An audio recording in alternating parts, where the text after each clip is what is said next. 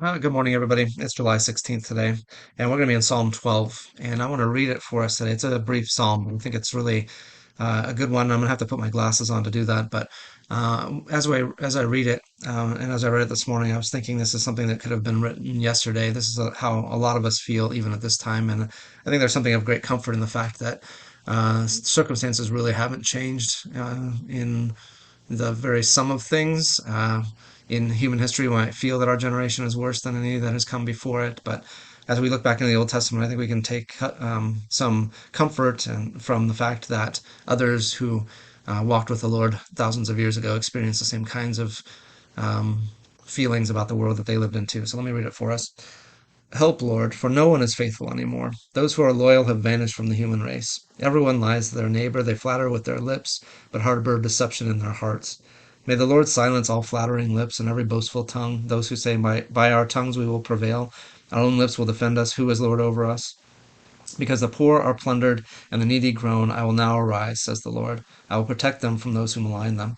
And the words of the Lord are flawless, like silver purified in a crucible, like gold refined 7 times. You, Lord, will keep the needy safe, and will protect us forever from the wicked, who freely strut about when what is vile is honored by the human race.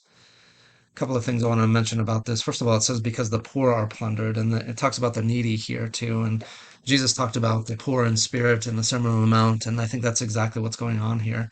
It's not talking about, I don't think, the physically poor, although they may be included in this too, those who lack physical resources, but it's talking about those who are poor in spirit, who look at the world around them and understand their neediness before God and feel a bit of a being out of place, being aliens and strangers in this world.